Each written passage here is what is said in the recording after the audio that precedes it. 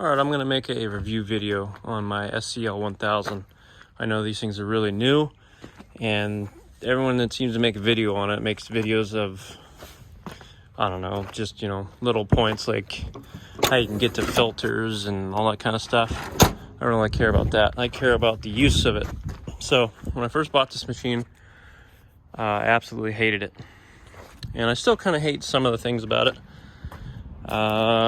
Mainly when you're controlling it, you got this joystick here. Well, it doesn't go right back.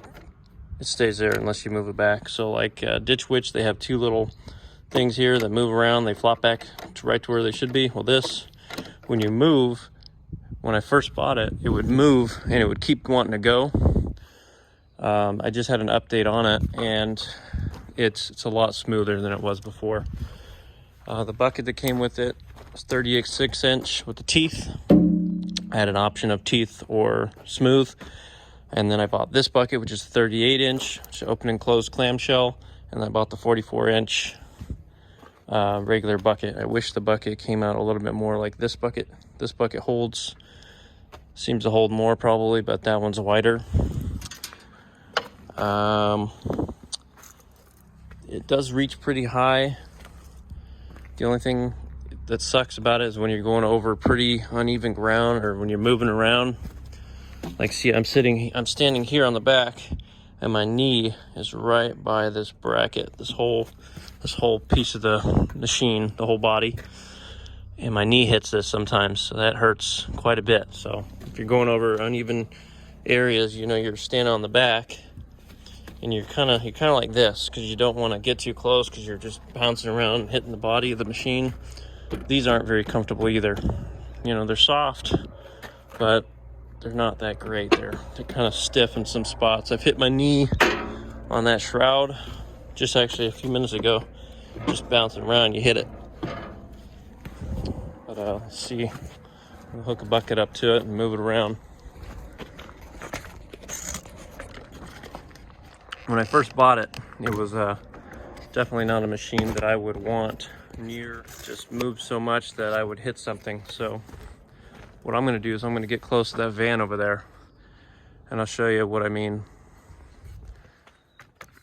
So we're going to use the, also when you're running these buckets here, when you open and close it, it puts a lot of stress on the hydraulics, so it almost shuts the machine off.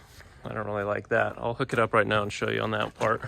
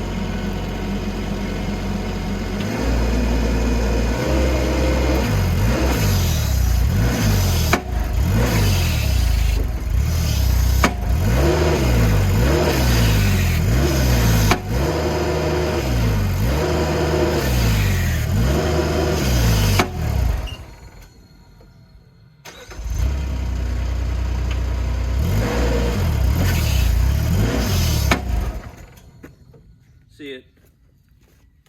Usually on the other machines, it won't do that. Like on my Kubota SVL 95, I can open, close the bucket. I can actually still hold it open and close it, and it won't idle down the motor. It won't shut it down. So this does that. I don't really like that, but it is nice having a bucket you can grab stuff with.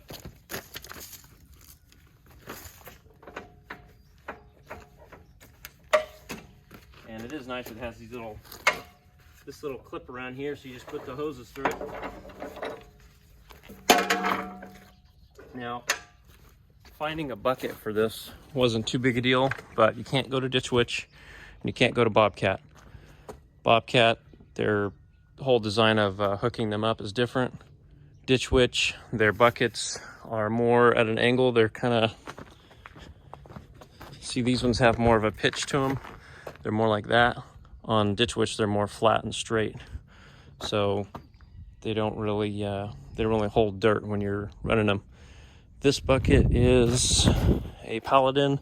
That's a Paladin. This is whatever Kubota has.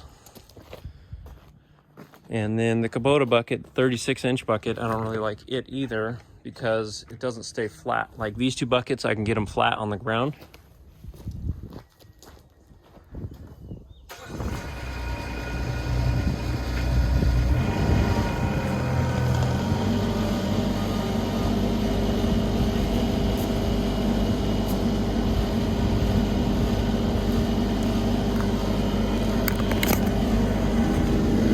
See, I can get it close to the ground and flat with the ground. The 36-inch bucket, you can't. Put it back on the tripod and do that.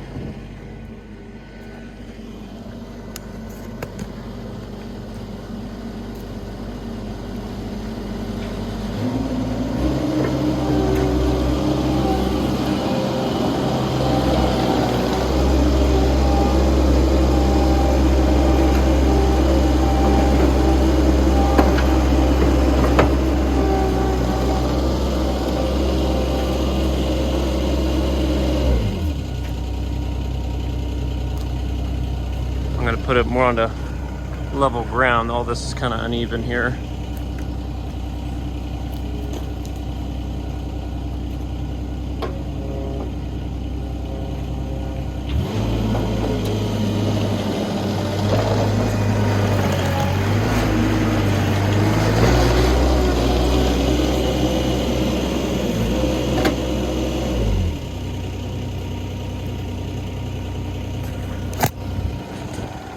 Now here, since the ground is uneven, it's actually touching the ground. But when you're on perfectly flat ground, the bucket is at an angle. So you can't really drag it very easily. Now I'm gonna put the 44 on there. And we're gonna drive over to that van and see how touchy it is.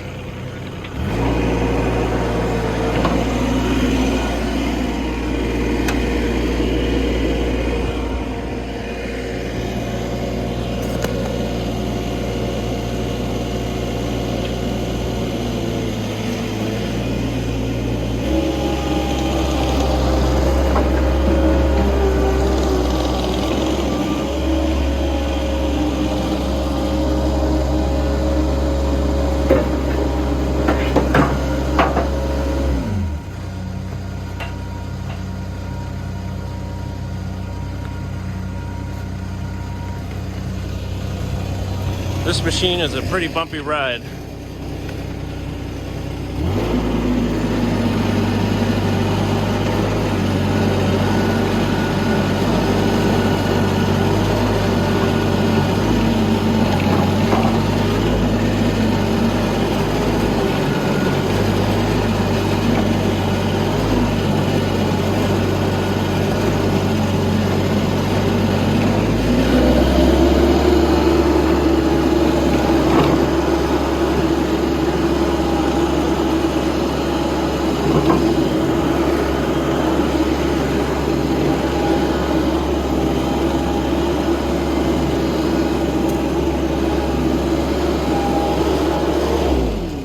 See how close I can get to this van without hitting it. Because there was a job that I was going to do, and running that machine before the update, I wasn't going to do it because it was just too scary to be too close to a dang house. I was going to hit it.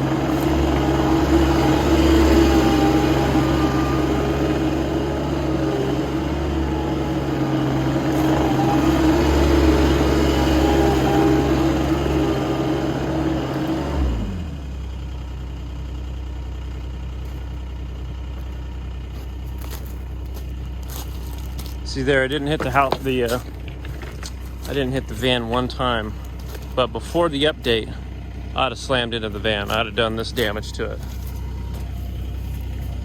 But the update that they did on it, it really smoothened out everything. So I'm actually a lot more wanting to use it now that I can get closer to houses, because going down through a small little alleyway between a house and a fence or something, I definitely would have been paying for a fence or some stucco or something. And it's kind of cool that when you get off the machine, like if you're on a hill or something, these little bars come out. It's like the brake, so it won't keep rolling on you or anything. They do have a grease fitting here. Grease fittings are, you know, normal like on everything. There's grease fitting there. There's one here for the pins. There's one in here. There's one up top. One there for the ram bucket. One there. They're kind of everywhere, just like the SVL. It's got them everywhere. Yeah, I don't really like riding this machine on super uneven ground, just because my knees hit here. I wish there was some kind of, I just wish this didn't stick out so much. It sticks out a lot. It just gets in your knee space. I'm gonna ride it around here, see if I can hit my knee here, see if you can see it in the video. You know, there's pros and cons to every machine, but since Kubota just came out with this thing, I mean, there's a couple things I wish, you know, were a little bit better. I've got a job where I gotta be going up a steep grade, and I don't know if this thing's gonna make it because how heavy the back end is. This thing just kind of tilts up pretty high because the back end's just a lot heavier.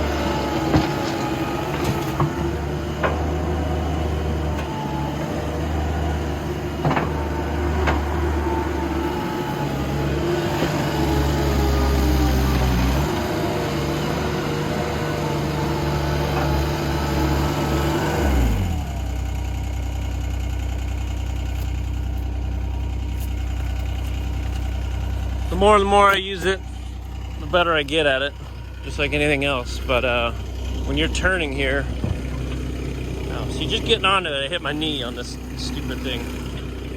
Maybe I'm just dumb. But anyways, let's turn it up. Turning it. See, before, it would want to do this. Even after you set it back, it would keep wanting to turn. Now it's not doing that.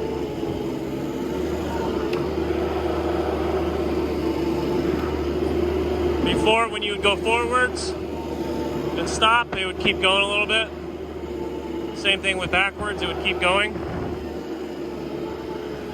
But now it's just a lot better. I still don't like this because you have to move it back. It doesn't turn back by itself that well. It's very slow. All these functions are fine.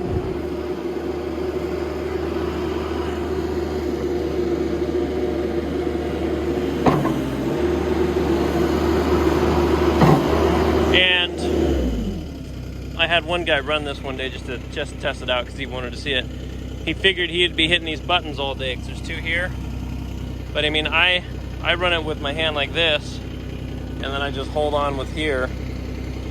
And I haven't hit these buttons when I'm running it, so I haven't had that as an issue, and neither have I had an issue with this one. So, other than small little things, it's a pretty good machine. I wish it was a little bit heavier in the front, but I guess they have it heavier in the back so you lift more stuff in the front. And I wish this bucket would hold a little bit more material, but it is what it is. You can only find, so much for these little machines.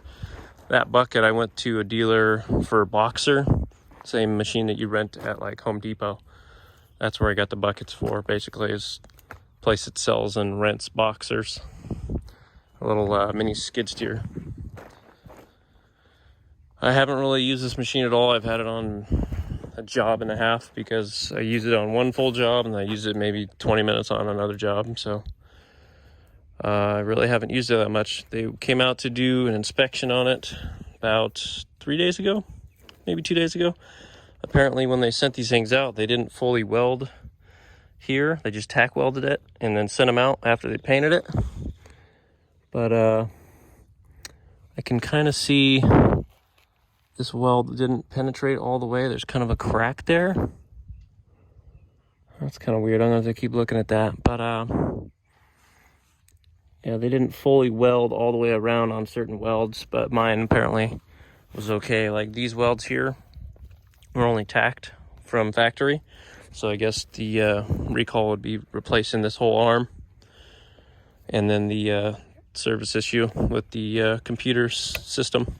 When I got mine, the headlight, because it's got a headlight on it, it would stay lit even after you turned the system off. And right now, the headlights are actually still on, but they had like a 7-minute wait or some kind of timer that they would stay on for, just I guess to help turn them on faster.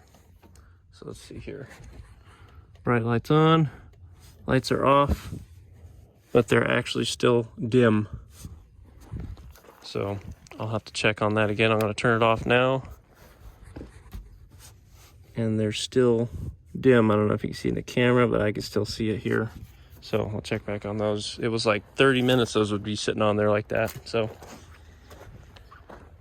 maybe it's something I just have to get used to, but that sounds like a little bit of long time to keep the lights dim.